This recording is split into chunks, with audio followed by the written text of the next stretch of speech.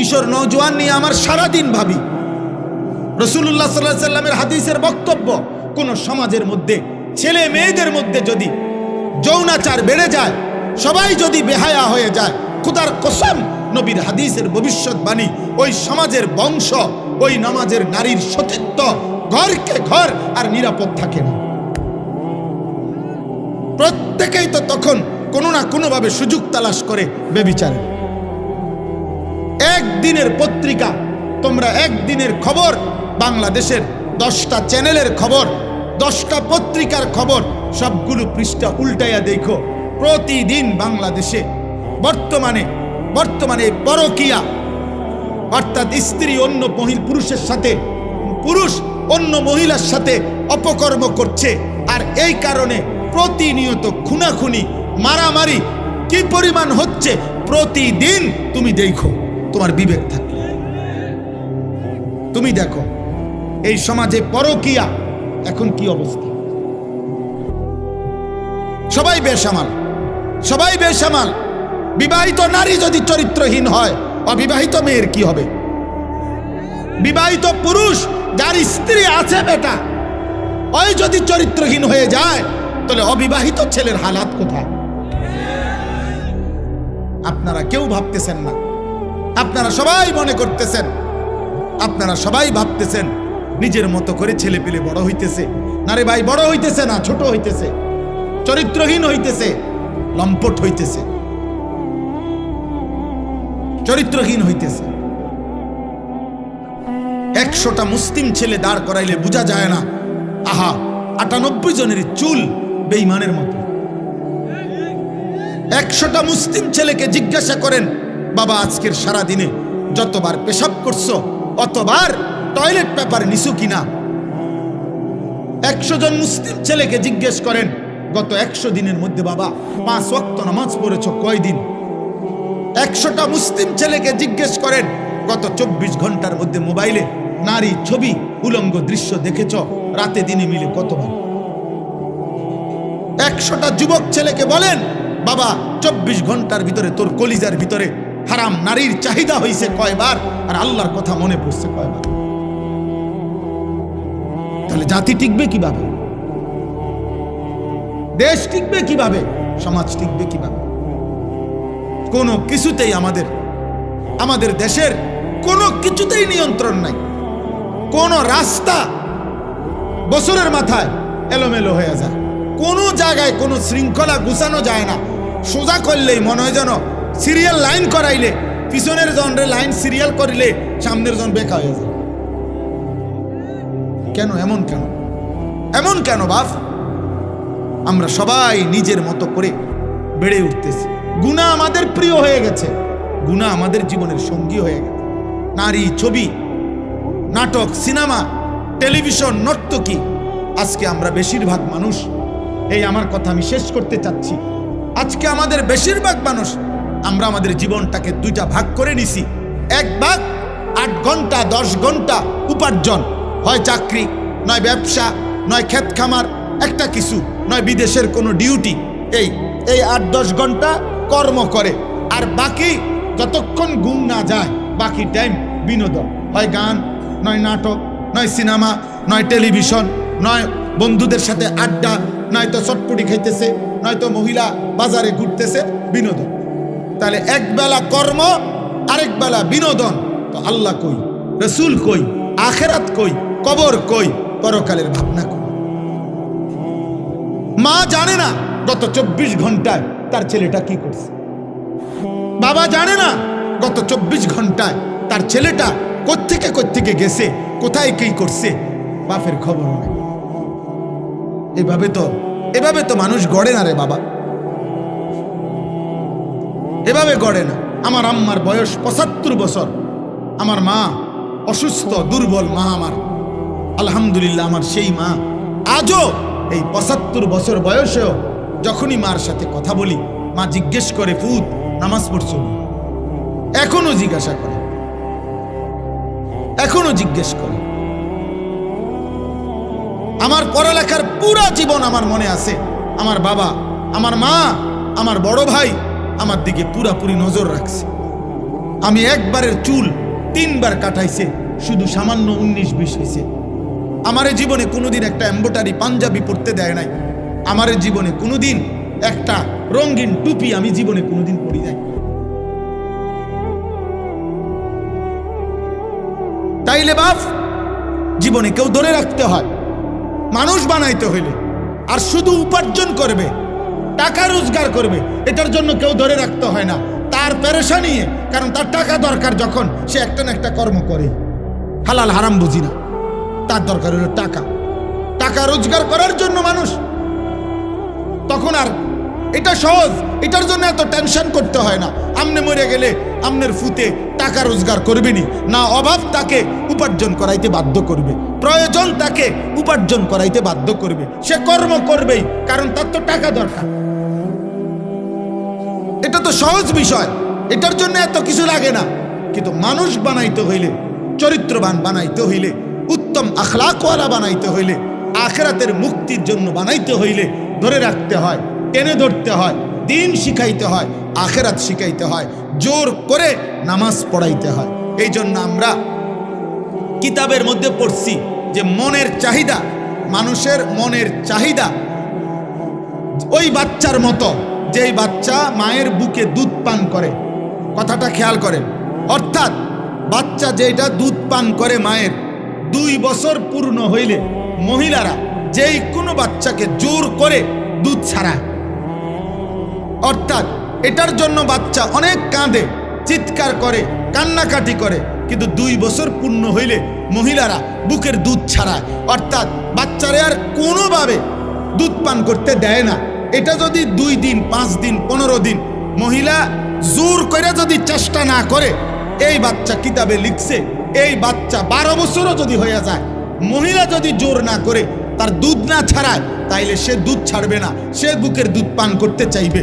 এই জন্য নিয়ম হইল, মানুষের মনের চাহিদাকে কেউ যদি জোর করে আল্লাহর দিকে না ফিরায়, গুনাহ থেকে না বাঁচায়, আল্লাহর দিকে না ফিরায়, জোর করে যদি নামাজ না পড়েন, জোর করে যদি গুনাহ থেকে না বাঁচেন, জোর করে যদি নারীর থেকে চেহারা না নামান, খোদার কসম 100 বছর না, বয়স যদি 900 বছর হয় আর নিজে যদি জোর না করে, তাহলে এই বুড়ো নারী দেখার লোভ তার যাবে না কোনোদিন।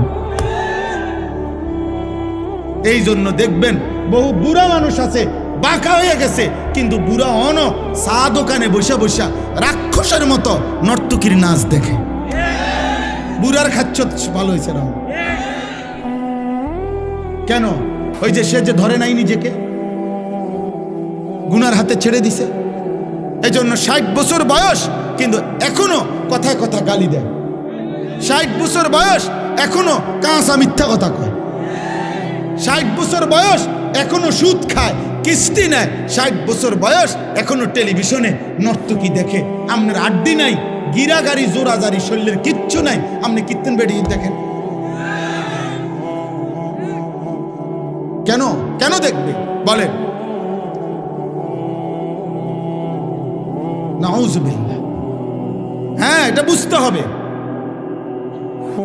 আমরা এটাই বুঝাইতে চাই আমি, অর্থাৎ মানুষের অন্তরের চাহিদা, নফসের চাহিদা গুনাহ করাইতে চায়, জোর করে টেনে ধরতে হয়, জোর করে। নারী দেখা তো সহজ, চোখ নামানো কঠিন। মিথ্যা বলা তো সহজ, কিন্তু সর্বদা সত্য বলা কঠিন। শুয়ে থাকা তো সহজ, কিন্তু ফজরের নামাজের জন্য উঠা কঠিন। যে মাঠে আপনারা দাঁড়াবেন, ওই একই মাঠে আমরাও দাঁড়াবো।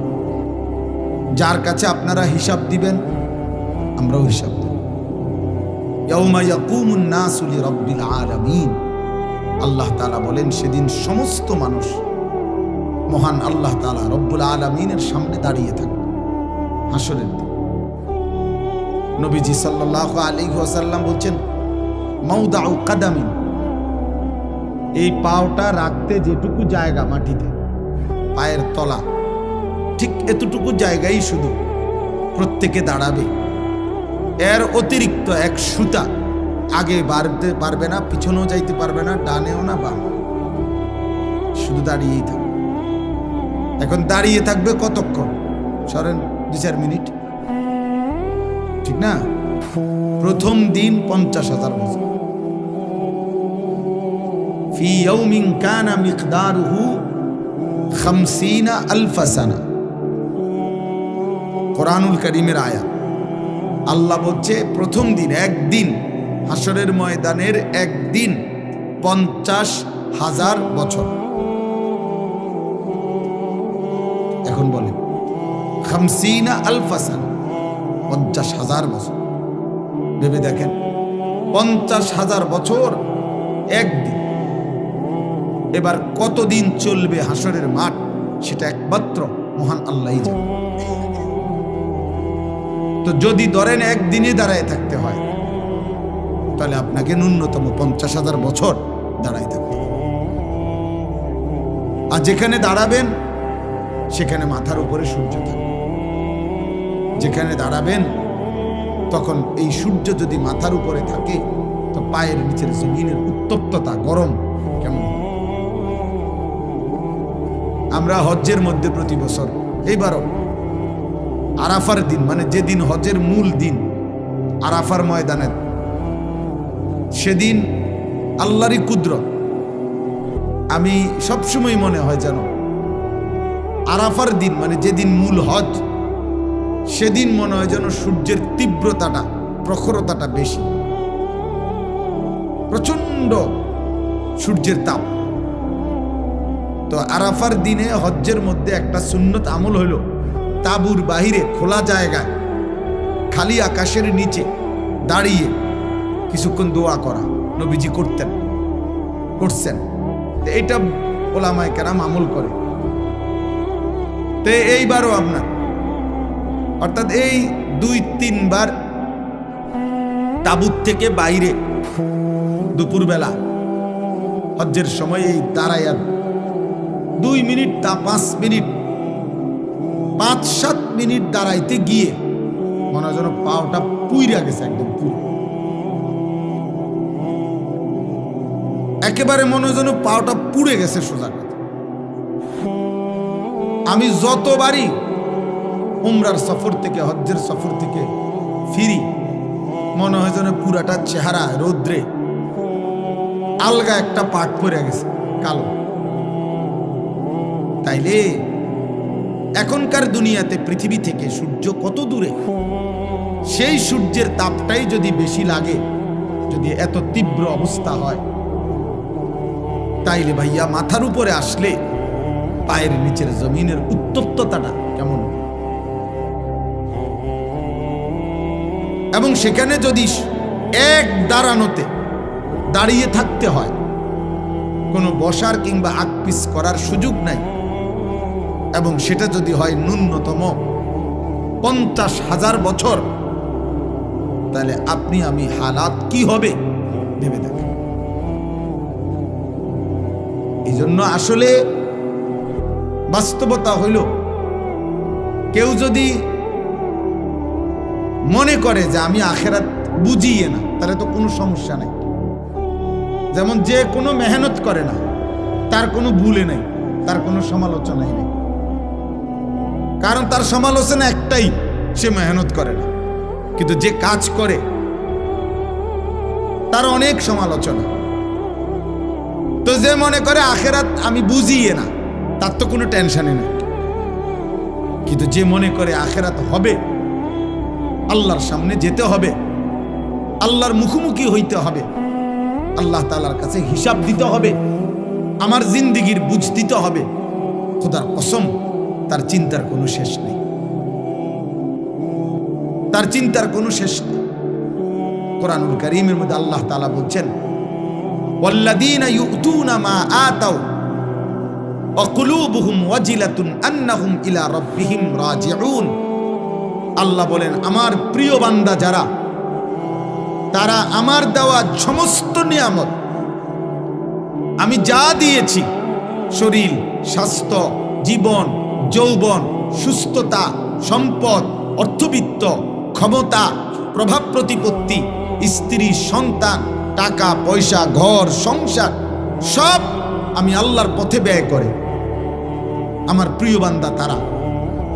তবে সমস্ত কিছু, এই কথাটা খেয়াল করেন, সমস্ত কিছু আমার পথে আমার নির্দেশনা মতে ব্যয় করার পরেও যাদের অন্তর সর্বদা আমি আল্লাহর সামনে আখেরাতে মুখোমুখি হবে, আমার কাছে আখেরাতে ফিরবে, এই ভয়ে কাঁপতে থাকে, তারা আমার প্রিয় বান্দা। নামাজও পড়ে, ভয়েও কাঁপে, রোজাও রাখে, ভয়েও কাঁপে, যাকাতও দেয়, ভয়েও কাঁপে, দান সাদাকাও করে, ভয়েও কাঁপে, হজও করে, আবার ভয়েও কাঁপে, আল্লাহর ভয়ে। তাহলে এই জন্য বললাম, কোরআনুল কারীমের মধ্যে আছে ইব্রাহিম আলাইহিস সালাম আল্লাহ তাআলার কাছে বলতেন, রব্বি লা তুখজিনি ইয়াউমা ইউবআসুন, আল্লাহ যেদিন কবর থেকে সকলকে হাসরের ময়দানে উঠাবেন, ওই ময়দানে আমি ইব্রাহিমকে বেইজ্জতি করে। উনি নবী, উনি আল্লাহর খলিল, কিন্তু উনি ভয় করছেন, ভয় করছেন। আমাদের অনেকের কাছে এটা কিছুই না, কিন্তু ইমানদারের কাছে এটা অনেক কিছু। নেককারের কাছে আখিরাত অনেক কিছু, নাফরমান পাপীর কাছে এটা কিছুই না, বেঈমানের কাছে এটা কিছুই না রে আব্বা। ফাসিক ফুজ্জারের কাছে জীবনে যার নামাজ নাই, সেজদা নাই, আল্লাহ নাই, রাসূল নাই, পাক নাফাক নাই, হালাল হারাম নাই। তোমরা যে সমস্ত যুবক মনে করো তোমাদের জীবনে কোনো ওযু, নামাজ, পাক নাফাক, আল্লাহ রাসূলের বিধানের কোনো পরোয়া নাই, তোমার কাছে কিছুই মনে না হইতে পারে, কিন্তু আমার কাছে অনেক কিছু মনে হয়। আমার অনেক কিছু মনে হয়। ইমানদারের কাছে অনেক ভয় হয়। আমাদের প্রিয় নবী সাল্লাল্লাহু আলাইহি ওয়াসাল্লাম আখিরাতে যার আল্লাহ তাআলা অগণিত মর্যাদা আল্লাহ নিজে যার ঘোষণা দিয়েছেন, নবীজি বলছেন, আল্লাহ আমাকে আখিরাতে দুনিয়ার চাইতেও বেশি সম্মানিত করবেন। ওয়ালাল আখিরাতু খায়রুল লাকা মিনাল উলা, আল্লাহ বলছে, বন্ধু দুনিয়ার চাইতে আপনার আখিরাত আপনার জন্য খায়ের, অনেক বেশি কল্যাণ হবে। ওয়ালা সাউফা ইউতিকা রাব্বুকা ফাতারদা, আপনাকে আমি আখিরাতে এই পরিমাণ নিয়ামত দেব, পুরস্কার দেব, আপনি সন্তুষ্ট হবেন, আপনি খুশি হয়ে যাবেন। আল্লাহর নবী সাল্লাল্লাহু আলাইহি সাল্লাম বলেন, আনা আউয়ালু খাতীবুহুম, আখিরাতে প্রথম আল্লাহর সামনে আমি মুহাম্মদ কথা বলবো। আনা আউয়ালু শাফিঈন, আখিরাতে আমি আল্লাহর সামনে প্রথম সুপারিশ করব। আনা আউয়ালু মুশাফফাইন, আখিরাতে প্রথম আল্লাহ আমার সুপারিশ কবুল করবেন। বিয়াদি লিওয়াউল হামদ, আখিরাতে আমি আমার হাতে আল্লাহর প্রশংসার পতাকা আমার হাতে থাকবে। জামিউল আম্বিয়া তাহতা লিওয়াই, আখিরাতে সব নবী আমার পতাকার নিচে এসে সমবেত হবে। আল্লাহ রাসূল সাল্লাল্লাহু আলাইহি সাল্লাম বলছেন, আমাকে আল্লাহ তাআলা হাউজে কাউসার দান করবে, আমাকে আল্লাহ তাআলা সর্বপ্রথম জান্নাতে প্রবেশ করার অধিকার আল্লাহ আমাকেই দেবে। এত কিছু যার, সেই নবীজি সাল্লাল্লাহু আলাইহি সাল্লাম আখিরাতের এত সম্মান, এত মর্যাদার কথা শুনবার পরেও তিনি প্রতিদিন 5 ওয়াক্ত নামাজের পরে আল্লাহর কাছে দোয়া করতেন আর বলতেন, আল্লাহুম্মা হাসিবনি হিসাবান ইয়াসীরা, আল্লাহ আপনি আমার হিসাব সহজ করে দেন, আমার আখিরাতের হিসাব সহজ করে দিয়ে। ওনার আবার হিসাব কি? উনি তো মাসুম, উনি তো নিষ্পাপ, উনি তো বেগুনা, ওনার তো যাররা পরিমাণও কোনো গুনাহ নাই, তবুও তিনি ভয় করছেন, তবুও তিনি ভয় করছেন। এই জন্য প্রিয় ভাই, প্রিয় বাবা, আমি এটা বুঝাইতে চাই, মূল বিষয় হলো প্রতিটা মাহফিলকে আমি খুব কদর করি এই জন্য যে এটা শুধুমাত্র আমাকে পরিচিত হওয়া, এটা মাকসাদ না। আমি এই দেবিদ্বারে ইতিপূর্বে বহু এমন মাহফিল করছি, বহু মসজিদেও, যেখানে 20 জন 50 জন মানুষ ছিল, 4 জন মানুষের সামনে আমি ওয়াজ করছি, আমি 10 জন মানুষের সামনে ঘড়ির ঘন্টায় 4 ঘন্টাও বয়ান করছি। তাহলে কাজে এটা কোনো বিষয় না যে ধীরে ধীরে জনপ্রিয়তা বাড়তেছে, অতএব আশা করি এবারে না হোক সামনের বারে ইলেকশন করবো, এইটা না, এই মাকসাদ। এখানে জনপ্রিয়তা কোনো বিষয়ই না, এখানে পদ পদবী সুখ্যাতি কোনো বিষয় না। আখেরাতে আমরা প্রত্যেকেই একা একা একজন একজন আল্লাহ তাআলার সামনে হিসাবের জন্য দাঁড়াইতে হবে।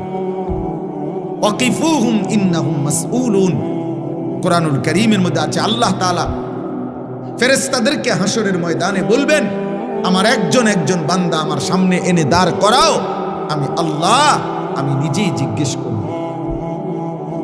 আজ আমি জিজ্ঞেস করব, আমার বান্দা বলো, আমার এক এক লোকমা খাবারের হিসাব দাও, আমার এক এক ঢোক পানির হিসাব দাও বান্দা, আমার প্রতিটা নিঃশ্বাসের হিসাব দাও, আমার দেওয়া হায়াতের সেকেন্ড সেকেন্ড বান্দা হিসাব দাও।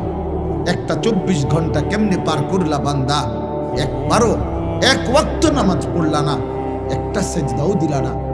24 ঘন্টা 12 ঘন্টা তোমার জীবন থেকে চলে গেল, তুমি নাফরমান, একটা বার তোমার জবান দিয়া আমি আল্লাহর নামটুকুও বের হইল না।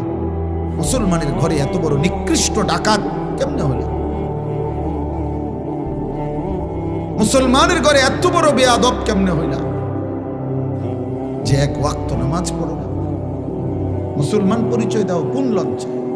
তার চাইতে বড় নির্লজ্জ বেহায়া যে নিজেকে পরিচয় দেয় মুসলমান, অথচ সে এক ওয়াক্ত নামাজের একটা সেজদা দেয় না। এর চাইতে নিকৃষ্ট বেয়াদব আসমানের নিচে জমিনের উপরে কোনো জানোয়ারও নাই, কোনো জানোয়ারও নাই বেটা, কোনো জানোয়ার এমন হইতে পারে না, কোনো জানোয়ার না, কারণ জানোয়ারের উপরে নামাজ ফরজ করা হয় না, কোনো কুত্তার উপরে নামাজ ফরজ করা হয় নাই, এই জন্য সে নামাজ পড়ে না। কোনো শূকরের উপরে নামাজ ফরজ করা হয় নাই, এই জন্য সে নামাজ পড়ে না, এই জন্য সে পড়ে না। রে আব্বা, তুমি কুত্তারে জিগাইও যে তুমি কেন নামাজ পড়ো না, সে বলবে আমারে আল্লাহ নামাজ পড়তে বলে নাই, আমার উপরে শরীয়তের বিধান নাই, কিন্তু তোমার উপরে বিধান আছে। তুমি মুসলমানের বাচ্চা, তোমার মা মুসলমান, তোমার বাবা মুসলমান, তুমি বুঝ হওয়ার পর থেকে শুনেছ তুমি মুসলমান। কতবার তোমার মা তোমারে কালেমা পড়াইছে, তোমার বাবা তোমাকে কালেমা পড়াইছে, তোমার মক্তবের হুজুর তোমারে কত শতবার কালেমা পড়াইছে, তোমার চারদিকের মসজিদে প্রতিদিন আজান হয়, তুমি চারিদিকে দেখো কত মানুষ নামাজ পড়ে, তোমার আত্মীয় স্বজন সবাই মুসলমান। এতগুলো ইসলামের পরিবেশ চারদিকে থাকার পরেও যেই গাদ্দার আল্লাহকে সেজদা দেয় না, তার চাইতে বড় গাদ্দার, তার চাইতে বড় অহংকারী বেয়াদব আর কেউ হইতে পারে। এই জন্য আমার সবসময় মনে হয় এই যে 14 বছর 16 বছর 18 বছরের ছেলে যেগুলো, তার বাবা মুসলমান, তার মা মুসলমান, তার দাদা দাদি মুসলমান, তার নানা নানি মুসলমান, তাগো গ্রামের চারদিকের সব লোক মুসলমান, তাগো গ্রামে মসজিদ আছে, ইমাম আছে, মুয়াজ্জিন আছে, মসজিদের মিনারাত থেকে আজান হয়, তাগো ঘরে আল্লাহর কোরআন আছে, তাগো এলাকার কোনো না কোনো বাচ্চা মাদ্রাসায় পড়ে, তাগো দাদা দাদি নামাজ পড়ে। এরকম ইসলামের পরিবেশ, নামাজের পরিবেশ থাকার পরে, চোখে দেখার পরেও যে এক ওয়াক্ত নামাজ পড়ে না, তার মতো নিকৃষ্ট বেয়াদব, এত বড় জানোয়ার কোন জানোয়ারও হয় না। এ বড় বড় বেশি বেয়াদব। এই জন্য বাপ আপনাদেরকেও বলি, আপনাদের যেই সমস্ত ছেলে এক ওয়াক্ত নামাজ পড়ে না, এ আপনার সন্তান হওয়ার অযোগ্য। এই অপদার্থকে আপনি সন্তান পরিচয় দিয়েন, ওই আপনার সন্তান না, ও আপনার সন্তান, ও ছোটখাটো গাদ্দার না। তে চারিদিকে ইসলামের পরিবেশ, এরপরও হেতে এত কম বয়স, মাত্র 16 বছর, কিন্তু বেয়াদব, এত বড় বেয়াদব, 16 বছর বয়সেই মাত্র আল্লাহকে কোনো 2 পয়সার পাত্তা দেন। এই গাদ্দার তো 40 বছর বয়সে দাজ্জাল হয়ে যাবে। সে 40 বছর বয়সে বলবে, বেটা গত 30 বছর আল্লাহরে একটা সেজদা দেই নাই, কিতা করতে আসছে আল্লাহ আমার? আমি ফেরাউনের চাইতে কম কি? আমি নমরুদের চাইতে কম কি বেটা? হ্যাঁ, তা আল্লাহ বলবে বান্দা বেশি কিছু তো আর খাও না, তুমি না মনে করছো তুমি অনেক রঙে আসো, কিন্তু তোমারে আমি যা খাওয়াই দুনিয়ায় এর চাইতে বেশি আমি জানোয়ার রে খাওয়াই। আমার বাঘ, আমার সিংহ, আমার গরু ছাগল, আমার কুকুর বিড়াল তোমার চাইতে বেশি খায়। জঙ্গলের প্রাণীরা বেশি খায়, সাগরের প্রাণীগুলো বেশি খায়, এবং আমাদের চাইতে ফ্রেশ পিওর খাবার জঙ্গলের প্রাণী খায়। কোনো বাঘের খাবারে কোনো ফরমালিন নাই, কোনো সিংহের খাবারে কোনো ফরমালিন নাই, কোনো ভাল্লুকের খাবারে কোনো ফরমালিন নাই, কোনো ভেজাল নাই, পিওর খাবার, পিওর গোশত খায়। আমাদের সব খাবারের মধ্যে ঝামেলা, আমাদের সব খাবারের মধ্যে ফরমালিন আছে, আমাদের সব খাবারের মধ্যে ধোঁকা আছে। তাহলে আমরা সামান্য ধোঁকা মিশ্রিত দুনিয়া ভোগ করি, এতটুকুতেই আল্লাহকে এভাবে ভুলে গেলাম।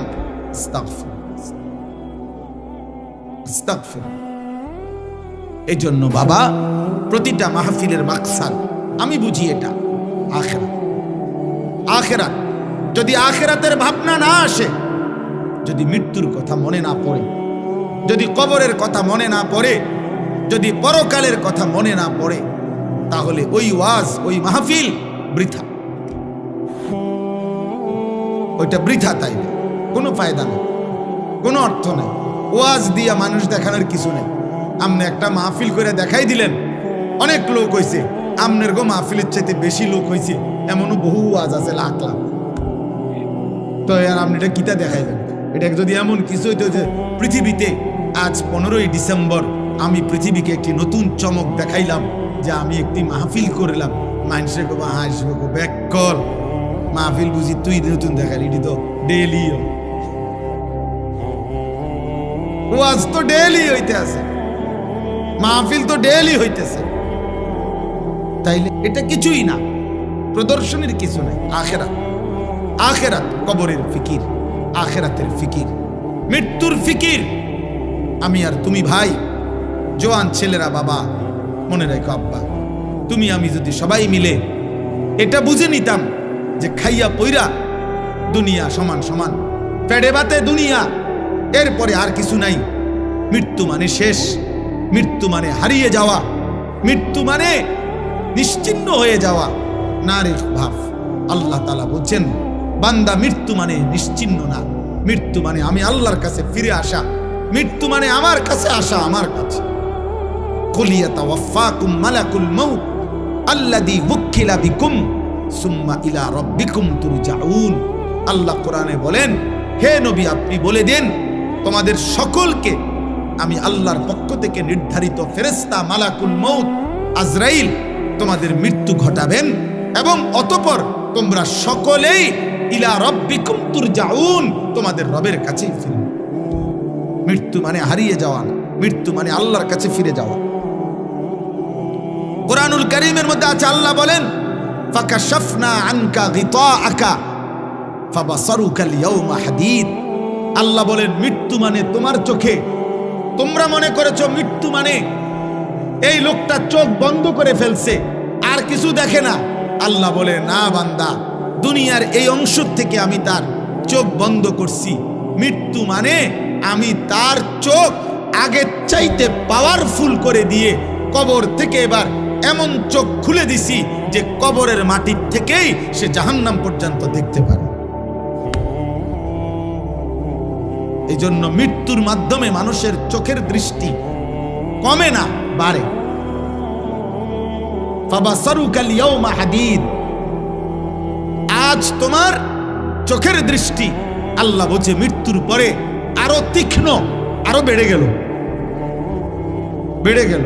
এখন তো আমি আধা কিলো দেখি না, কিন্তু মৃত্যুর পরে চোখ বন্ধ করার পরে দুনিয়া থেকে কবরে গেলেই মানুষ কবর থেকে এই চোখ দিয়েই জান্নাত কিংবা জাহান্নাম সরাসরি দেখবে। চোখের পাওয়ার বেড়ে যাবে, চোখের দৃষ্টি বেড়ে যাবে। এই জন্য মৃত্যু মানে হারিয়ে যাওয়া। এই একই কথা আল্লাহ তাআলা বারবার বলছেন, বারবার, আমরা হুজুররা, আমরা মোল্লা, আমরা মৌলবী, আমরা এই হুজুর, আমরা জীবন আপনাদেরকে আখেরাত, কবর, মৃত্যু, পরকাল এ কথা মনে করাই। কেন? অনেক মানুষ বিদ্রুপ করে হুজুরদের কাছে, আর কোনো কথা নাই, কেবল কবরের কথা কয়, কেবল আখেরাতের কথা কয়। হ ভাইয়া, আর কোনো কথা নাই। ডাক্তারের কাছে কেবল চিকিৎসার কথা, ইঞ্জিনিয়ারের কাছে কেবল বিল্ডিং প্ল্যানিং এর কথা, রাজমিস্ত্রির কাছে কেবল ইট বালু সিমেন্টের কথা, কাঠ মিস্ত্রির কাছে কেবল কাঠ, টিন, জলুই ফেরেক এটারই কথা। যে যেই কাজ করে তাকে ওই কথা বললে ওইটাই মানায়, সে অন্য কথার পণ্ডিতি করলে এটা মানায় না। মোল্লা, মুন্সি, মৌলবী, আলেম, ওলামা, আমাদের জিম্মাদারি আল্লাহর বান্দাদেরকে আখেরাতের দিকে তৈরি করা, পরকালের জন্য তৈরি করা। আর খোদার কসম, এটাই সত্য যে আখেরাতের প্রস্তুতি, আখেরাতের চিন্তা, এটাই শ্রেষ্ঠ প্রস্তুতি, এটাই সর্বশ্রেষ্ঠ চিন্তা। আপনি মরে গেল, আপনি চিন্তা করেন না আপনার ফুট বাঁচবে। আমি মরে গেলে, অনেক মানুষ আছে না, আমি মরে গেলে আমার জি ফুটটি কেমনে জানি চলবো। আমনের বাপ মরাতে আপনি যেমনি চলছেন, এই আমনে মরার পরেও আমনের জি ফুট এমনি চলবে। আপনি কোনো টেনশন করেন না। আপনি এত মিথ্যা বলার দরকার নাই। আপনি এত সুদ, এত কিস্তি, এত বাটফারি, সিটারি জিফুতের লাইগা করছি না, না, লোভের কারণে করছেন, স্বার্থের কারণে করছেন। কোন সুদখোর, মনে রাখবেন, স্ত্রী সন্তানের প্রতি দরদি না। কোন কিস্তিখোর, যারা কিস্তি নেয়, এই হারামখোর মূলত স্ত্রী সন্তানের মায়ায় না, লোভে লোভে লোভে। আপনাকে বলে নাই বেটা স্ত্রী সন্তানকে হারাম দ্বারা পালতে, হারাম দ্বারা তার সংসার করতে। আপনাকে আল্লাহ বলে নাই, নবী বলে নাই, রাষ্ট্র বলে নাই, মেম্বরে বলে নাই, চেয়ারম্যানে বলে নাই, এই পৃথিবীর কোনো পাগলেও বলে নাই। আমনের লোভ আপনারে সুদ খাওয়াইছে, আমনের লোভ আপনারে কিস্তি নেওয়াইছে। আপনি হারামখোর মিয়া। কোন হারামখোরের সন্তান মানুষ হয় না, আমি বলে গেলাম, লিখিত দিলাম, লিখিত। সুদখোরের সন্তান মানুষ হয় না, কিস্তিখোরের সন্তান মানুষ হয় না, ঘুষখোরের সন্তান মানুষ হয় না। যদি বলেন মানুষ হইছে, আমারে বলেন, আমি দেখতে যাব। আপনি কি দেখাইবেন? মানুষ হয়েছে মানে হেতন পয়সা ইনকাম করে, 1 লাখ টাকা বেতন পায়। 1 লাখ টাকা বেতন পাইলে হেতনে মানুষ কয়। আপনার এটা কে বলছে? কোথায় লিখছে? কোথায়? সে উপার্জনে না শিখছে মিয়া, সে পয়সা রোজগার করা না শিখছে। আপনার সন্তান টাকা উপার্জন করলে তো মানুষ হয়েছে বলে না। এই পৃথিবীর কোনো অভিধানে, কোনো ডিকশনারিতে কোথাও কথা লেখা নাই যে মানুষ কাকে বলে। যে উপার্জন করে টাকা, তাকে মানুষ বলে? তাকে বলে মানুষ মিয়া? কোথায় লিখছে এটা বলেন? পৃথিবীর কোথায় লিখছে কথা? ইনসান তো ভিন্ন কিছু, ইনসান তো ভিন্ন কিছু। উপার্জন, নিজের খাবারের চাহিদা পূরণের জন্য প্রয়োজনীয় জিনিস সংগ্রহ, এটা তো পিঁপড়াও করে। একটা পিঁপড়াও তো এই পৃথিবীর সবচেয়ে বেশি শক্তিশালী, এই পৃথিবীর সবচেয়ে শক্তিশালী প্রাণী কি? পিঁপড়া। পিঁপড়াই পৃথিবীর সবচেয়ে শক্তিশালী প্রাণী, যে তার ওজনের চাইতেও ভারী জিনিস বহন করতে পারে। একটা হাতি সমপরিমাণ আরেকটা হাতি কান্দে লইতে পারত না, বুঝেন না? কিন্তু একটা পিঁপড়া তার নিজের চাইতে ভারী জিনিস বহন করতে পারে। এই জন্য পিঁপড়া সবচেয়ে শক্তিশালী প্রাণী। সে তার অবস্থানের চাইতে বেশি জিনিস নেয়। এই জন্য ভাইয়া, বাবা, আখেরাত ভুলবেন না। বাবাদেরকেও বলি, আমার সাফ কথা, একটা লোক, আমি তো চ্যালেঞ্জ করছি, কোন বাপ, একজন বাবা এখানে দাঁড়িয়ে বলেন যে আমি সুদে কিস্তিতে 12 লাখ টাকা লইয়া আমার ফুতেরে বিদেশ পাঠাইছি, হুজুর আল্লাহ জানে আখেরাতে আমারে মাফ করে, আল্লাহ জানে আমার কবরের আযাব মাফ করে দে, এই আশায় আপনি এখন খারাপ এনে দাঁড়ায় বলেন, আপনি ছবি উঠাবেন, সবাই ছবি উঠাবেন। এবার যে এবার সুদে টাকা লইছে, লইয়া কিস্তিতে টাকা নিয়া এবার ফুতেরে বিদেশ পাঠাইছে, আল্লাহ জানে উনারে এবারে জাহান্নাম থেকে মুক্তি দেয়, আখেরাতে জানে মাফ করে, এই আশায় এটা এখন কর। আসেন, এখন আসেন, বলেন, একজন লোক বলেন, বুঝেন নাই কথা আমার? বলেন, আপনি সুদে টাকা নিছেন আখেরাতের আশায়? কথা বলেন না কেন? আপনি কিস্তিতে টাকা নিছেন আখেরাতের আশায়? জাহান্নাম থেকে বাঁচার আশায়? দুনিয়ার লোভে। আপনি এটা বুঝছেন আপনার ছেলেটা এখন আমি 12 লাখ টাকা দিলে এটা আমার একটা টাকা উপার্জনের মেশিন, আমি একটা মেশিন বইয়ে এলাম, এরপরে হেতে টাকা দিব। তা নাই তো বলেন, দুনিয়ার আশা ছাড়া, সম্পদের আশা ছাড়া বাড়ি করবেন, বিল্ডিং করবেন, জমি কিনবেন, সংসার চালাইবেন, বাজার সদাই খাইবেন, আপেল মালটা খাবেন, এ তো দুনিয়াই হলো। তো আখেরাত? আখেরাত ভুলে গেলেন, বাবাও ভুলে গেলেন, সন্তানও ভুলে গেলেন। আপনার ছেলে উপার্জন একদিন কর্মে না গেলে আপনার মনে গুসা হয়, কিরে ফুর্তি কি শুরু করলি, কামে যাস না কা। কিন্তু আপনার ছেলে 365 দিনে, খোদার 1 বছরে একদিনও ফজরের নামাজ পড়ে না, একটা দিন পড়ে না, এত বড় জানোয়ার মুসলমানের ঘরে ঘুমায় কেমন? ওরে জিজ্ঞাসা করেন না, ওই ছেলেটাকে জিজ্ঞাসা করেন, তুই মানুষ না জানোয়ার? ওরে বলতে পারো। একদিনও তুমি 365 দিনে মুসলমানের ঘরে জন্ম নিয়ে তুমি একদিনও ফজরের নামাজ পড়বা না? তোমার আল্লাহ নাই, তোমারে কেউ বানায় নাই, তুমি মাটির তলের থেকে বাইরিছ, তুমি আসমান থেকে পড়ে গেছ, তোমার কোনো সৃষ্টিকর্তা নাই, তিনি তোমার কাছে কিছু চায় না। আস্তাগফিরুল্লাহ, আস্তাগফিরুল্লাহ। তাহলে একটা বাবা বেনামাজি সন্তান ঘুমায়, ওমা বেড়ার কোনো চিন্তাই নাই, ওনার কোনো ফিকিরে নাই, ওনার ফিকির শুধু টাকা, চাকরি, ব্যবসা, দোকানদারি, বিদেশ, পয়সা, এই জীবন। বলেন আব্বা, আখেরাত কেমনে ভুলে গেলেন? আখেরাত যদি ভুলেও যান তো আখেরাত হবে না। কথা বলেন না?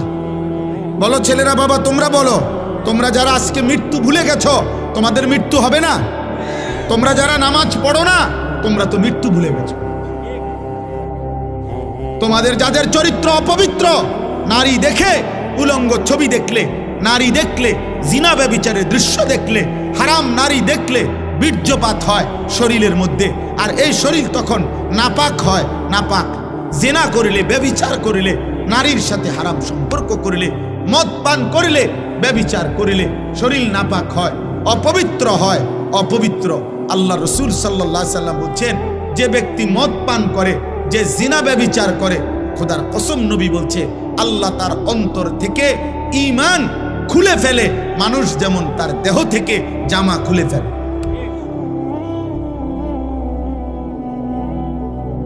মান জানা ওয়া শারিবাল খামরা নাযা আল্লাহু মিনহুল ঈমান কামা ইয়াখলাউল ইনসানু আল কামিসা মিন রাসিহি।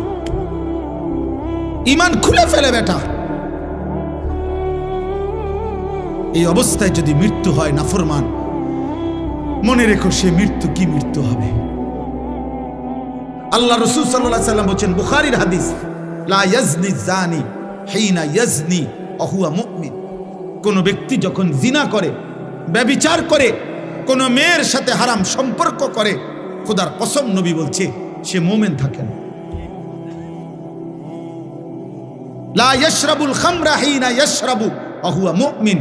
নবীজি বলছে যে নেশাখোর মদ পান করে, আল্লাহ রাসূল বলছে সে মুমিন থাকে না।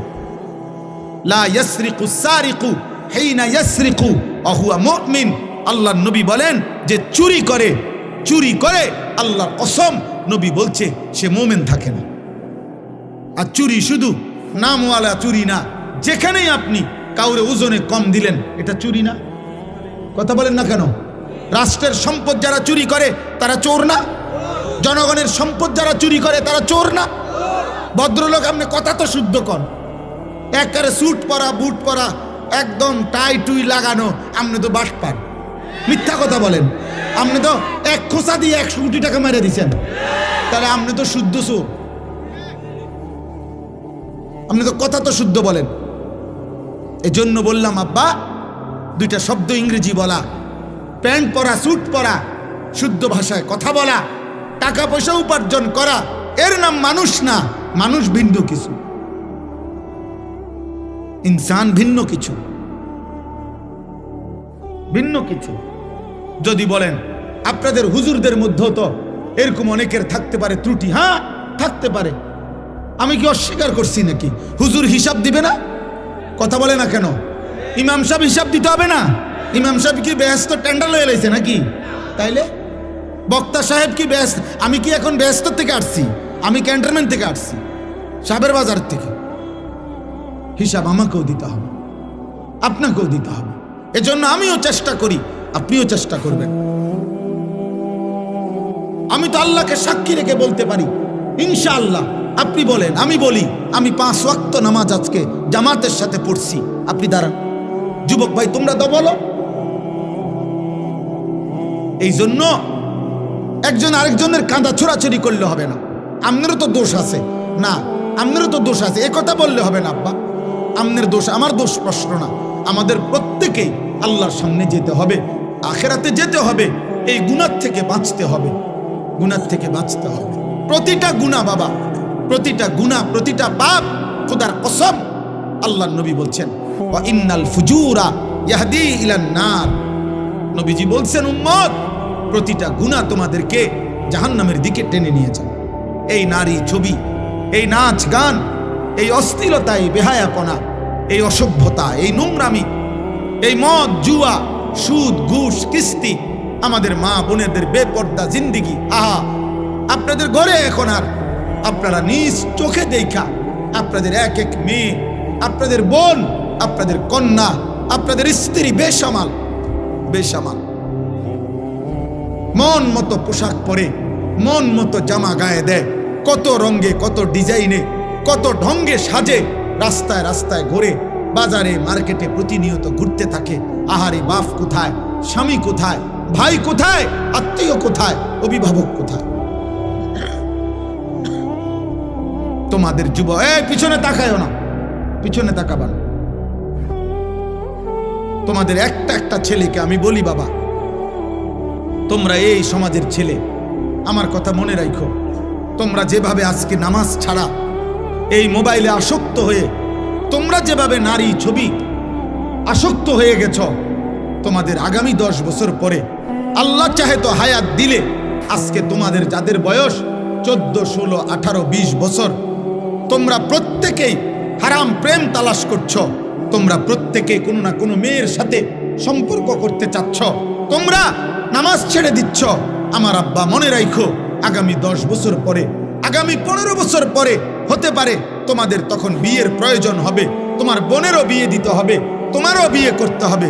পবিত্র স্বামী তোমার বোনের জন্য একটা নেককার পবিত্র ছেলে কই বাবা, তোমার জন্য একটা চরিত্রবান মেয়ে কই পাইবা? তোমরাই তো তোমাদের সমাজ শেষ করে দিচ্ছ। আমার কথা হাসি দিয়ে উড়াই দিও না, একজনও ভাইবা, একজন।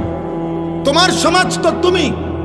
তোমার যদি কোনোদিন 1 ওয়াক্ত নামাজ পড়তে মন না চায়, তো তোমার সমাজের বাকি ছেলেদের কি অবস্থা? তুমি যদি দিবানিশি নারী ছবি দেখো, তোমার যদি সারাক্ষণ মোবাইলে উলঙ্গ ছবি দেখতে মন চায়, তোমার স্ত্রী যে হবে তার চরিত্র কি হবে? রাবিয়া বস্ত্রী। তোমার বোনের যে স্বামী হবে, ওর চরিত্র কি হবে? ও কোত্থেকে আসবে? ও তো আলগা গ্রহ থেকে, মঙ্গল গ্রহ থেকে আসবে না। ও তো এই সমাজেরই বেড়ে ওঠা মানুষ, ও তো এই সমাজের বেড়ে ওঠা মানুষ। আমরা এখন নিজেরা বুঝি, ছোটবেলায় মাদ্রাসায় আমরাও পড়ালেখা করছি বাবা, আর এখন আমরা মাদ্রাসায় পড়াই বাচ্চাদেরকে। খুব কষ্ট হয়, বেশি কষ্ট হয় বাচ্চাদেরকে এখন পড়াইতে। কেন? একটা বাচ্চা আপনার তার বাড়িতে গেলে তার চারিদিকে তার বাড়ির চাচাতো ভাই, মামাতো ভাই, ফুফাতো ভাই, জ্যাঠাতো ভাই, খালাতো ভাই, আপন বড় ভাই, আপন মা, আপন বোন, প্রত্যেকের হাতে দেখে একটা একটা বড় মোবাইল। সবাই ছবি তুলতেছে, ভিডিও করতেছে, সবাই আপনার নাটক দেখতেছে। এর মাঝখানে এই একটা ছেলে, সে তখন নিজের বড় অসহায় মনে করে যে আরে আমার বোন মাদ্রাসায় পড়ার কারণে আমারে বন্দি করে রাখছে, আমারে জেলখানা দিয়ে রাখছে, আমারে আবদ্ধ করে রাখছে, আমার জীবনের কোনো সুখ নাই, আনন্দ নাই, আমার কোনো উল্লাস নাই। এই কারণে প্রতিনিয়ত আমরা মাদ্রাসা চালাই বাবা, প্রতিনিয়ত বাচ্চাদেরকে অভিভাবক আইসা কাঁদে যে হুজুর কোনোভাবে মাদ্রাসায় পড়াইতে পারতেছি না, রাখতে পারতেছি না, কেবল ছুটে যায় বাচ্চা, কেবল ছুটে যায়। কারণ চারিদিকের গুনার এই আয়োজন দেখে তার নিয়ন্ত্রণ করা একা কষ্ট হয়। তুমি বলো বাবা, তুমি বলো, বুঝতে দেখো, বুঝতে দেখো।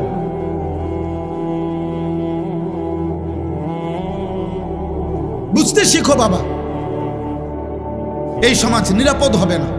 রাসূলুল্লাহ সাল্লাল্লাহু আলাইহি সাল্লাম বলছেন, আমি নিজে বললাম, আমি এই কথা পড়ি তো বাবা, কিশোর নওজোয়ান নিয়ে আমার সারাদিন ভাবি।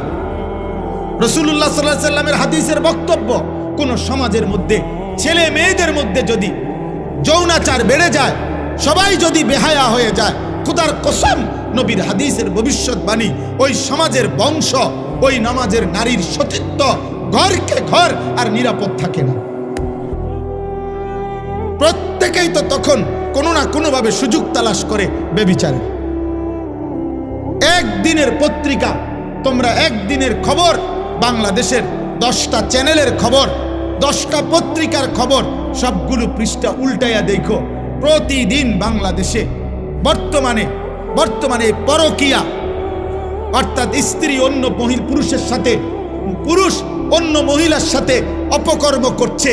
আর এই কারণে প্রতিনিয়ত খুনাখুনি, মারামারি কি পরিমাণ হচ্ছে প্রতিদিন তুমি দেখো, তোমার বিবেক থাকলে তুমি দেখো এই সমাজে পরকীয়া এখন কি অবস্থা। সবাই বেসামাল, সবাই বেসামাল। বিবাহিত নারী যদি চরিত্রহীন হয়, অবিবাহিত মেয়ের কি হবে? বিবাহিত পুরুষ যার স্ত্রী আছে বেটা, ওই যদি চরিত্রহীন হয়ে যায়, তাহলে অবিবাহিত ছেলের হালাত কোথায়?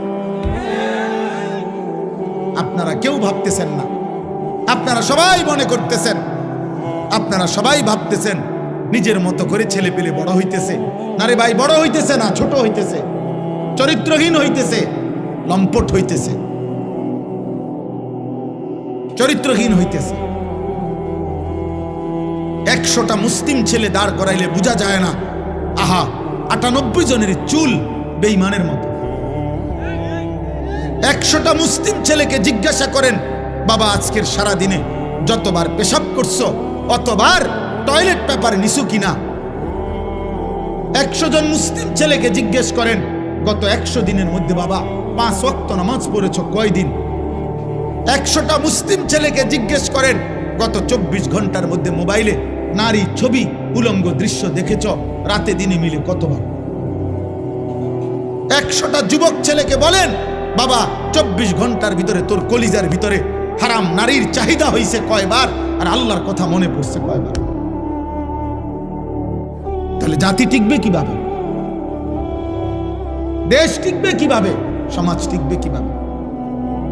কোনো কিছুতেই আমাদের দেশের কোনো কিছুতেই নিয়ন্ত্রণ নাই। কোন রাস্তা বছরের মাথায় এলোমেলো হয়ে যায়, কোনো জায়গায় কোনো শৃঙ্খলা গুছানো যায় না। সোজা করলেই মনে হয় যেন সিরিয়াল লাইন করাইলে, পিছনের জনরে লাইন সিরিয়াল করিলে সামনের জন বেকা হয়ে যায়। কেন এমন? কেন এমন কেন বাপ? আমরা সবাই নিজের মতো করে বেড়ে উঠতেছি। গুনাহ আমাদের প্রিয় হয়ে গেছে, গুনাহ আমাদের জীবনের সঙ্গী হয়ে গেছে। নারী, ছবি, নাটক, সিনেমা, টেলিভিশন, নর্তকী। আজকে আমরা বেশিরভাগ মানুষ, এই আমার কথা আমি শেষ করতে চাচ্ছি, আজকে আমাদের বেশিরভাগ মানুষ আমরা আমাদের জীবনটাকে 2টা ভাগ করে নিছি। এক ভাগ 8 ঘন্টা 10 ঘন্টা উপার্জন, হয় চাকরি, নয় ব্যবসা, নয় ক্ষেত খামার, একটা কিছু, নয় বিদেশের কোনো ডিউটি। এই 8-10 ঘন্টা কর্ম করে, আর বাকি যতক্ষণ ঘুম না যায় বাকি টাইম বিনোদন, হয় গান, নয় নাটক, নয় সিনেমা, নয় টেলিভিশন, নয় বন্ধুদের সাথে আড্ডা, নয় তো চটপটি খাইতেছে, নয় তো মহিলা বাজারে ঘুরতেছে, বিনোদন। তাহলে এক বেলা কর্ম, আরেক বেলা বিনোদন। তো আল্লাহ কই, রসুল কই, আখেরাত কই, কবর কই, পরকালের ভাবনা কই? মা জানে না গত 24 ঘন্টায় তার ছেলেটা কি করছে, বাবা জানে না গত 24 ঘন্টায় তার ছেলেটা কোত্থেকে গেছে, কোথায় কি করছে, বাপের খবর নাই। এভাবে তো মানুষ গড়ে না রে বাবা, এভাবে গড়ে না। আমার আম্মার বয়স ৭৫ বছর, আমার মা অসুস্থ দুর্বল মা আমার, আলহামদুলিল্লাহ আমার সেই মা আজও এই ৭৫ বছর বয়সেও যখনই মার সাথে কথা বলি, মা জিজ্ঞেস করে ফুত নামাজ পড়ছো? এখনো জিজ্ঞাসা করে, এখনো জিজ্ঞেস করে। আমার পড়ালেখার পুরা জীবন আমার মনে আছে, আমার বাবা, আমার মা, আমার বড় ভাই আমার দিকে পুরাপুরি নজর রাখছে। আমি একবারের চুল 3 বার কাটাইছে, শুধু সামান্য 19-20 হয়েছে। আমার জীবনে কোনোদিন একটা এম্বোটারি পাঞ্জাবি পরতে দেয় নাই, আমার জীবনে কোনোদিন একটা রঙিন টুপি আমি জীবনে কোনোদিন পরি নাই। তাইলে বাপ, জীবনে কেউ ধরে রাখতে হয়, মানুষ বানাইতে হইলে। আর শুধু উপার্জন করবে, টাকা রোজগার করবে, এটার জন্য কেউ ধরে রাখতে হয় না। তার পেরেশানি, কারণ তার টাকা দরকার, যখন সে একটা না একটা কর্ম করে। হালাল হারাম বুঝি না, তার দরকার হলো টাকা। টাকা রোজগার করার জন্য মানুষ, তখন আর এটা সহজ, এটার জন্য এত টেনশন করতে হয় না। আমনে মরে গেলে আমনের ফুতে টাকা রোজগার করবেনি না, অভাব তাকে উপার্জন করাইতে বাধ্য করবে, প্রয়োজন তাকে উপার্জন করাইতে বাধ্য করবে, সে কর্ম করবেই, কারণ তার তো টাকা দরকার। এটা তো সহজ বিষয়, এটার জন্য এত কিছু লাগে না। কিন্তু মানুষ বানাইতে হইলে, চরিত্রবান বানাইতে হইলে, উত্তম আখলাকওয়ালা বানাইতে হইলে, আখিরাতের মুক্তির জন্য বানাইতে হইলে ধরে রাখতে হয়, টেনে ধরতে হয়, দিন শিখাইতে হয়, আখিরাত শিখাইতে হয়, জোর করে নামাজ পড়াইতে হয়। এই জন্য আমরা কিতাবের মধ্যে পড়ছি যে মনের চাহিদা, মানুষের মনের চাহিদা ওই বাচ্চার মতো, যেই বাচ্চা মায়ের বুকে দুধ পান করে। কথাটা খেয়াল করেন, অর্থাৎ বাচ্চা যেটা দুধ পান করে মায়ের, 2 বছর পূর্ণ হইলে মহিলারা যেই কোনো বাচ্চাকে জোর করে দুধ ছাড়ায়। অর্থাৎ এটার জন্য বাচ্চা অনেক কাঁদে, চিৎকার করে, কান্নাকাটি করে, কিন্তু 2 বছর পূর্ণ হইলে মহিলারা বুকের দুধ ছাড়ায়। অর্থাৎ বাচ্চারে আর কোনোভাবে দুধ পান করতে দেয় না। এটা যদি 2 দিন, 5 দিন, 15 দিন মহিলা জোর করে যদি চেষ্টা না করে, এই বাচ্চা কিতাবে লিখছে, এই বাচ্চা 12 বছরও যদি হয়ে যায়, মহিলা যদি জোর না করে, তার দুধ না ছাড়ায়, তাইলে সে দুধ ছাড়বে না, সে বুকের দুধ পান করতে চাইবে। এই জন্য নিয়ম হইল, মানুষের মনের চাহিদাকে কেউ যদি জোর করে আল্লাহর দিকে না ফিরায়, গুনাহ থেকে না বাঁচায়, আল্লাহর দিকে না ফিরায়, জোর করে যদি নামাজ না পড়েন, জোর করে যদি গুনাহ থেকে না বাঁচেন, জোর করে যদি নারীর থেকে চেহারা না নামান, খোদার কসম 100 বছর না, বয়স যদি 900 বছর হয়, আর নিজে যদি জোর না করে, তাহলে এই বুড়ো নারী দেখার লোভ তার যাবে না কোনোদিন। এই জন্য দেখবেন বহু বুড়া মানুষ আছে, বাঁকা হয়ে গেছে, কিন্তু বুড়া অনো চা দোকানে বসে বসে রাক্ষসের মতো নর্তকীর নাচ দেখে। বুড়ার খাচ্ছ ভালো হয়েছে না, কেন? ওই যে সে যে ধরে নাই নিজেকে, গুনার হাতে ছেড়ে দিছে। এই জন্য 60 বছর বয়স, কিন্তু এখনো কথায় কথা গালি দেয়। 60 বছর বয়স, এখনো কাঁচা মিথ্যা কথা কয়। 60 বছর বয়স, এখনো সুদ খায়, কিস্তি নেয়। 60 বছর বয়স, এখনো টেলিভিশনে নর্তকী দেখে। আপনার আড্ডি নাই, গিরাগারি জোরাজারি, শরীরের কিচ্ছু নাই, আপনি কীর্তন বেড়িয়ে দেখেন কেন? কেন দেখবে বলেন? নাউজুবিল্লাহ। হ্যাঁ, এটা বুঝতে হবে। আমরা এটাই বুঝাইতে চাই আমি, অর্থাৎ মানুষের অন্তরের চাহিদা, নফসের চাহিদা গুনাহ করাইতে চায়, জোর করে টেনে ধরতে হয়, জোর করে। নারী দেখা তো সহজ, চোখ নামানো কঠিন। মিথ্যা বলা তো সহজ, কিন্তু সর্বদা সত্য বলা কঠিন। শুয়ে থাকা তো সহজ, কিন্তু ফজরের নামাজের জন্য উঠা কঠিন। তাইলে এটা তো কঠিন বাবা, কিন্তু ওই কঠিনটা যে করতে পারে, সফলতা, বিজয়, কামিয়াবি তার কপালেই পদচুম্বন করে। সেই মানুষ, সেই সার্থক।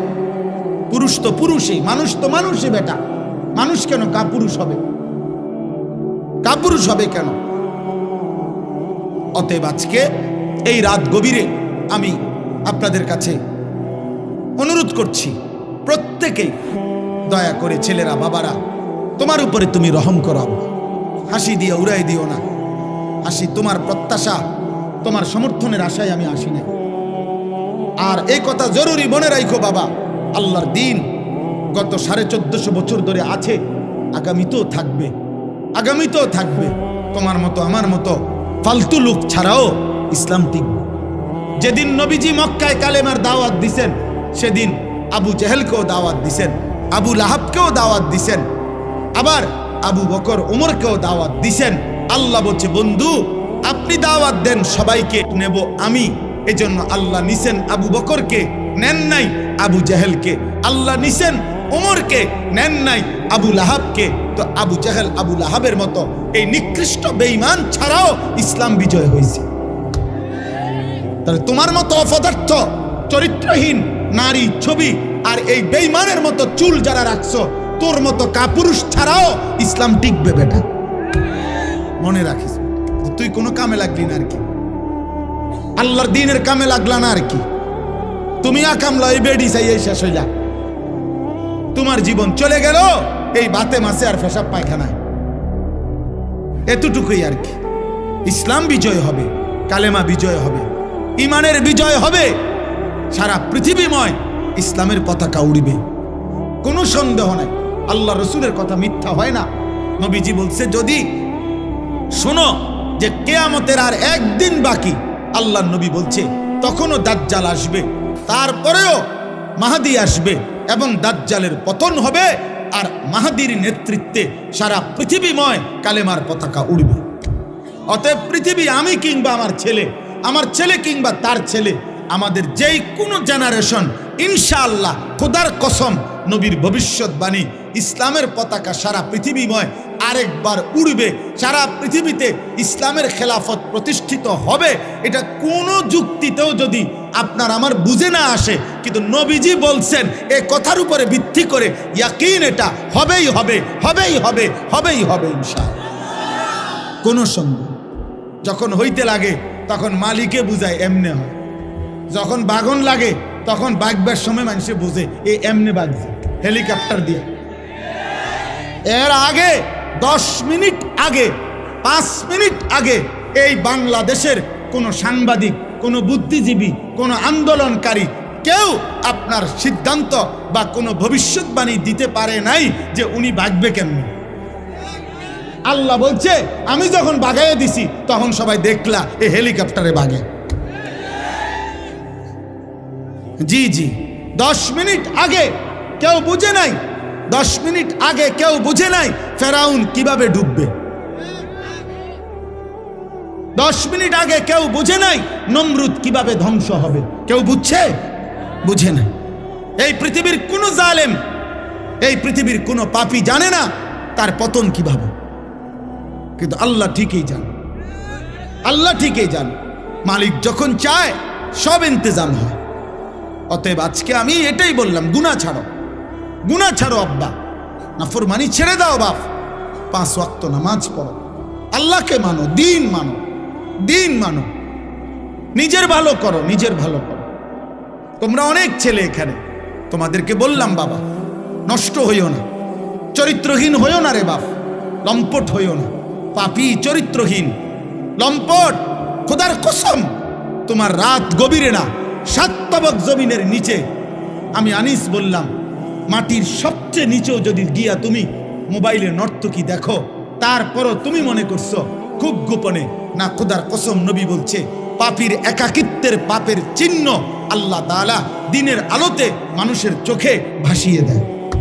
মানুষ চেহারা দেখলেই বুঝে, মানুষ চোখ দেখেই বলে দেয়, তারে দেখতে মনে হয় ফুট্টাখোর, তারে দেখতে মনে হয় বাবাখোর, তারে দেখতে মনে হয় গাঁজাখোর, তারে দেখতে মনে হয় 6 নম্বর 2 নম্বর। তার চেহারা দেখতেই বোঝা যায় তে অসৎ কোনো জায়গার থেকে আসছে, অথচ সে তোমার সাথে ছিল না, কিন্তু চোখ বলে দিছে। এটা আল্লাহর কুদরত, আল্লাহর কুদরত। মানুষ জুনায়েদ বাগদাদিকে ডাকাইত বলে না, ডাকাইতের জুনায়েদ বাগদাদি বলে না। মানুষ দিনের রাত বলে না, রাতকে দিন বলে না। অতএব আপনি আমি যেমন মানুষের কাছে চিহ্নিত হবেন তেমন, এটাই সত্য, এটাই সত্য। আপনি করবেন চুরি, মানুষে মনে করবো আপনি বাইজিৎ বুঝতামি আয়ো, মানুষে ব্যাক কর, মানুষে চিরা খায়, মানুষে ভাত খায় না। অতএব এটা আমি প্রত্যেককে বললাম, আমরা আজকে ইনশাআল্লাহ নিয়ত করি। আল্লাহ বলছে কুলিয়া ইবাদিয়াল্লাযীনা আসরাফু আলা আনফুসিহিম লা তাকনাতু মির রাহমাতিল্লাহ। আল্লাহ বলছে বন্ধু আপনি বলে দেন, হে আমার বান্দারা, তোমাদের গুনাহ যত বেশি হোক, পাপ যত বেশি হোক, তোমরা আমার রহমত থেকে নিরাশ হইও না। আমি আল্লাহ ওয়াদা দিলাম যথাযথ পন্থায় আমার কাছে আসলে আমি সমস্ত গুনাহ মাফ করে দেব। ইন্নাহু হুয়াল গফুরুর রহিম, আমি আল্লাহ ক্ষমাশীল, আমি দয়াবান। যথাযথ পন্থা কি? আল্লাহ বলেন মাফ নিতে হলে সব গুনাহ আমাকে দুইটা কাজ করতে হবে। ও আনিবু ইলা রাব্বিকুম, আল্লাহ বলেন এক নম্বরে তুমি তওবা করো তোমার রবের নিকটে। তওবা করো মানে তুমি আগের গুনাহ ছেড়ে দাও, আর করবে না, ওয়াদা দাও, লজ্জিত হয়ে মাফ চাও। আল্লাহ বলেন এই তিনটা জিনিস, গুনাহ ছেড়ে দিবা, আর করবা না, ওয়াদা দিবা, লজ্জিত হয়ে মাফ চাইবা, তাহলে আমি আল্লাহ তোমার এমন তওবা শতভাগ কবুল করে আসমান পর্যন্ত গুনাহ হলেও মাফ করে দেব। ও আসলিমু লাহু, আর দুই নম্বরে এখন থেকেই, যখন থেকে ভুল বুঝতে পেরেছ, এখন থেকেই আমার আনুগত্য শুরু করো, এখন থেকেই নামাজ পড়ো, এখন থেকেই গুনাহ ছাড়ো, এখন থেকেই হালাল পন্থায় চলো, এখন থেকেই আমি আল্লাহর গোলামি শুরু করো। মিন ক্বাবলি আন ইয়াতিয়াকুমুল আযাবু সুম্মা লা তুনসারুন, আল্লাহ তাআলা বলেন যে বান্দা এই দুই কাজ, এক নম্বরে গুনাহ ছেড়ে দিয়ে তওবা করো, দুই এখন থেকেই আমার আনুগত্য ইসলাম মানা শুরু করো। কয় এই দুটোটাই আল্লাহ বলছে আযাব আসার আগে, অর্থাৎ মৃত্যু আসার আগেই করে ফেলো। সুম্মা লা তুনসারুন, কিন্তু মৃত্যু আসলে তোমাকে আর সাহায্য করা হবে না, সেদিন আর তুমি কিছুই করতে পারবে না, কিছুই করতে পারবে না। ওয়াত্তাবিউ আহসানা মা উনজিলা ইলাইকুম মির রাব্বিকুম, আল্লাহ বলেন আর সর্বশেষ তোমার জীবনটা তুমি আমার কোরআনের অনুসরণ করো। মিন ক্বাবলি আন ইয়াতিয়াকুমুল আযাবু বাগতাতাও ওয়া আনতুম লা তাশউরুন, আমি আল্লাহর পক্ষ থেকে হঠাৎ মৃত্যু আসার আগেই যা তুমি বুঝতেও পারবে। আমার ভাই, আমার বন্ধু, আমার কথা শেষ। আমি প্রতিটা যুবক, প্রতিটা কিশোর, প্রতিটা বাবা, পর্দার আড়ালের মা বোন, আমিও আপনাদেরকে বলি, নাও শুনলেও কোনো অসুবিধা নাই। আজ 21 বছর ধরে মালিকের কথা আমরা এইটুকু বলার চেষ্টা করি সব সময়, এই আশায় বলি যে হেদায়েত, পরিবর্তন আল্লাহর হাতে। পৃথিবীর কোনো বক্তার হাতে পরিবর্তন নেই। পরিবর্তন কার হাতে? হেদায়েত কার হাতে? আল্লাহর হাতে। সর্বশ্রেষ্ঠ রাসূলের হাতেও হেদায়েত নাই, হেদায়েত আল্লাহর হাতে। বলে যাওয়া দায়িত্ব, বলে যাওয়া। এই জন্য আমরা বলে যাই, আলহামদুলিল্লাহ আমরা আশাবাদী। প্রতিদিন বাংলাদেশে, এই আমার শেষ 2 মিনিটের কথা, প্রতিদিন বাংলাদেশে এখন দেশের হালাত অনেক ভালো। এটিকে ভালো যে প্রতি মুহূর্তে এখন যুবক, কিশোর, নওজোয়ান, এই নতুন প্রজন্ম ইসলামের দিকে ফিরছে। আলহামদুলিল্লাহ, এটা আমাদের জরিপ। আমরাও দেশের খোঁজ খবর রাখি। আমরা চাঁদের দেশে থাকি না, আমরা মঙ্গল গ্রহে থাকি না, আমরা এই দেশেই থাকি। আলহামদুলিল্লাহ, অসংখ্য অগণিত যুবক আমার জানা মতে, আলহামদুলিল্লাহ, যারা গুনাহ করতে করতে বিরক্ত হয়ে গেছে, এখন আর ভাল লাগে না, এখন আর ভাল লাগে না, নতুন কিছু চাচ্ছে। এই নতুনটাই ইসলাম, নতুনটাই ইসলাম। বাংলাদেশের অগণিত ইউনিভার্সিটিতে বর্তমানে নওজোয়ান ছেলেরা আল্লাহর কথা, রাসূলের কথা, নবীর জীবনের কথা শুনে চোখের পানি ফেলে অঝরে কাঁদতেছে। এই সেদিন সারা পৃথিবী দেখছে, নর্থ সাউথ ইউনিভার্সিটির ছেলেরা রাসূলুল্লাহ সাল্লাল্লাহু আলাইহি সাল্লামের সিরাত জীবনের কথা শুনে হলে উপস্থিত মঞ্চে অঝরে বাচ্চার মতো কাঁদছে। ইউনিভার্সিটির ছেলেরা, বহু ইউনিভার্সিটির ছেলেরা আমার সাথেও যোগাযোগ করে যে আলহামদুলিল্লাহ হুজুর, আমরা আমাদের জায়গা থেকে দ্বীনের কাজ করছি, কোনো দল পার্টি বুঝি না, আল্লাহর দিকে ফিরছে। তুমি যুবক, তুমি কিশোর, মনে রাখো তুমি হয়তো বাদ পড়ে যাবে, ইমানদার ঠিকই জাগবে জাগবে। আলহামদুলিল্লাহ সারা বাংলাদেশে আমরা একটা মেহনত করি, সমস্ত নওজোয়ান আমি দাওয়াত দিলাম, আমাদের একটা ছোট্ট মেহনত আছে, সেটা কি ফজর ক্যাম্পেইন। আমরা এই কাজটা করি, মানে ফজরের নামাজের মুসল্লি বৃদ্ধির চেষ্টা করি কিশোর যুবকদের মাধ্যমে। কিশোর যুবক বর্তমান সময়ে ফজরের নামাজে তাদেরকে উপস্থিত করাবার চেষ্টা খুব করা উচিত, খুব করা।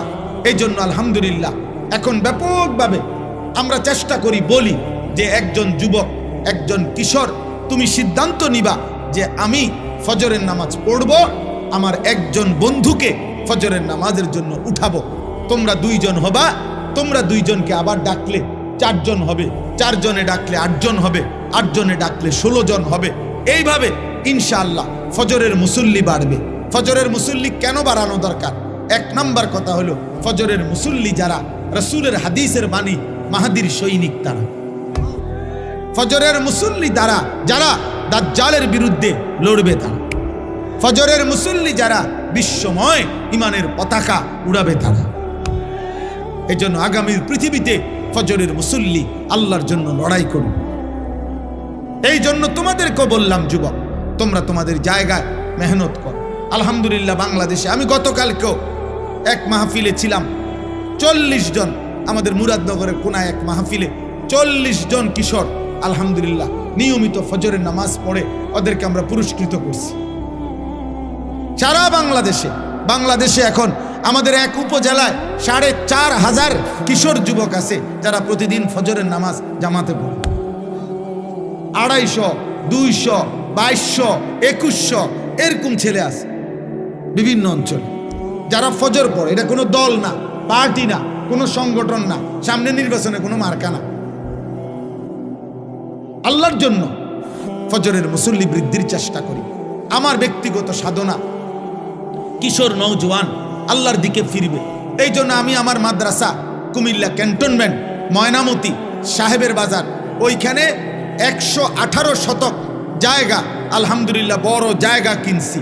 আমার একটা আশা, একদিকে বাচ্চাদের মাদ্রাসা হবে, একদিকে সারা বাংলাদেশের যত কিশোর যুবক স্কুল কলেজ ইউনিভার্সিটিতে পড়ে অথবা পড়ে না, অথবা অন্য বয়সী একেবারে দিন মজুর কুলি ঠেলাওয়ালা, বছরের যেই কোনো সময় আমি আলাদা মাদ্রাসা করতে চাচ্ছি, শিক্ষক কর্মচারী রেখে আলাদা, যে যেই কোনো দিন যার যেটুকু সময় হয় এটুকু সময়ের জন্য মাদ্রাসায় আসবে, দিন শিখবে।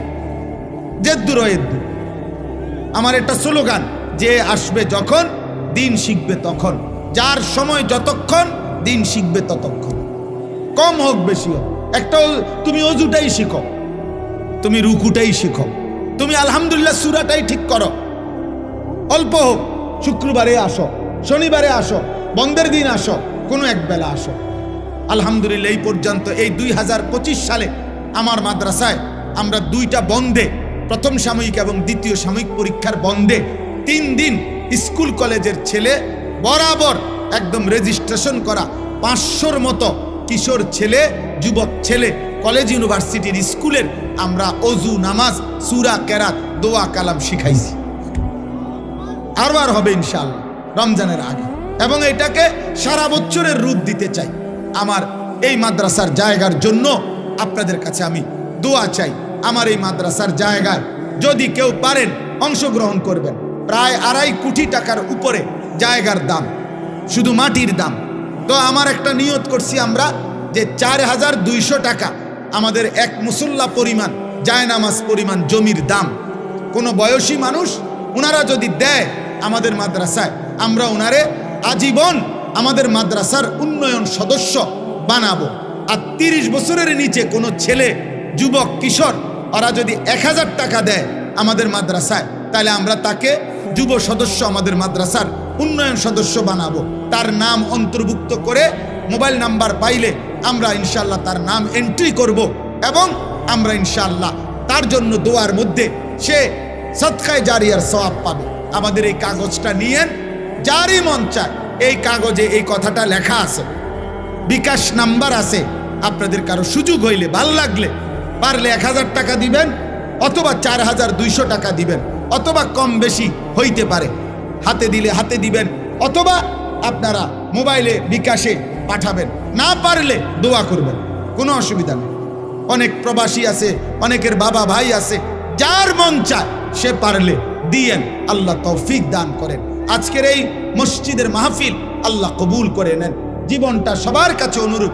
রাসূলুল্লাহ সাল্লাল্লাহু আলাইহি সাল্লামের একটা সুন্নত, যুবক ভাই তুমি যেহেতু সুন্দর হতে চাও তো নবীর মতো সুন্দর হও, সাহাবাদের মতো সুন্দর হও। আমরা এই কিতাবটা বিক্রি করি, তালিমুস সুন্নাহ, আমাদের নবীজির জীবনের সমস্ত সুন্নাত, নবীর 23 বছরের জীবনের ছোট বড় একেবারে বিন্দু বিসর্গ যত সুন্নাত এই কিতাবের মধ্যে আছে। বাংলা ভাষায় প্রায় 600 পৃষ্ঠা ব্যাপী নবীজির সুন্নাতের উপরে পূর্ণাঙ্গ প্রামাণ্য দলিল সহ একটা কিতাব এটা। আমরা এটা ঢাকার একজন বড় বুজুর্গ, গাজীপুরের অধ্যক্ষ মিজানুর রহমান চৌধুরী, বাংলাদেশের একজন বহুত বড় আল্লাহওয়ালা, অনেক আলেমদের সমন্বয়ে উনি এই কিতাবটা লিখছেন। উম্মতের ঘরে ঘরে যেন নবীজির সুন্নতের একটা কিতাব পৌঁছে, যার যখন সময় হয় পড়লে একটা সুন্নত শিখবেন, আমল করবেন। আপনাদের কাছে বললাম, আমাদের সাদা গাড়িতে যাওয়ার সময় 400 টাকা মূল্যে কারো সুযোগ হলে কিনবেন। আল্লাহ তৌফিক দেন, আল্লাহ কবুল করেন। আমার মাদ্রাসায় প্রত্যেক মাসের দ্বিতীয় শনিবার মাসিক ইসলাহি মাহফিল হয়। সেখানে যুবক ভাই, বয়স্ক বাবা, যারই সুযোগ হয় অংশগ্রহণ করার, শরীক হওয়ার চেষ্টা করবেন। আল্লাহ তৌফিক দান করেন। আল্লাহ তাআলা আমাদেরকে প্রতিটা ভালো কাজে অংশগ্রহণ করার তৌফিক দান করেন। কিশোর ছেলেরা, যুবক ছেলেরা, আবারও বলি, শেষবারের মতো আবার বললাম, তুমি গুনাহ ছেড়ে দাও, পাপ ছেড়ে দাও, নারী দেখো না, ছবি দেখো না, চরিত্রহীন হইও না আব্বা, নষ্ট হইও না। বাপ, আমার শেষ কথা মনে রাখো, কোনো পাপী, কোনো চরিত্রহীনকে পৃথিবীর কেউ মনে রাখে না। আব্বা মনে রাখো, আমার কথা মনে রাখো। মানুষ চরিত্রহীনকে, মানুষ দুষ্টকে, লম্পটকে মানুষ শ্রদ্ধার সাথে স্মরণ করেন। পাপীর নাম থাকে না বাপ, নাফরমানের নাম থাকে না। এই জন্য আমি সবসময় বলি, ফেরাউন এই নামে পৃথিবীর কেউ কোনো কুত্তার নামও রাখে না। নমরুদ এই নামে পৃথিবীর কেউ কোনো কুত্তার নামও রাখে না। আবু জেহেল এই নাম পৃথিবীর কেউ কুত্তার নামও রাখে না। আবু লাহাব এই নাম পৃথিবীর কেউ কোনো কুত্তার নামও রাখে না। অথচ ওরাও দুনিয়া ভোগ করছে। ফেরাউন নমরুদ দুনিয়া ভোগ করে নাই তাইলে? কিন্তু বেলাল কালো মানুষ ছিল, নিগ্রু গোলাম, যাকে তার মনিব অবর্ণনীয় জুলুমার নির্যাতন করছে, কিন্তু সেই বেলাল আল্লাহকে রাজি করছে। এক কালো গোলাম, এক হাবশার গোলাম, কিন্তু আল্লাহকে রাজি করেছে। আজ পৃথিবীর লক্ষ কোটি ইমানদারের সন্তানের নাম বেলাল। মুমিনের নাম থাকে না, চরিত্রহীনের নাম থাকে না। আল্লাহ আমাদের সবাইকে ঈমান আমলের তৌফিক দান করেন। আল্লাহ আমাদের সবাইকে নেক জীবন দান করেন।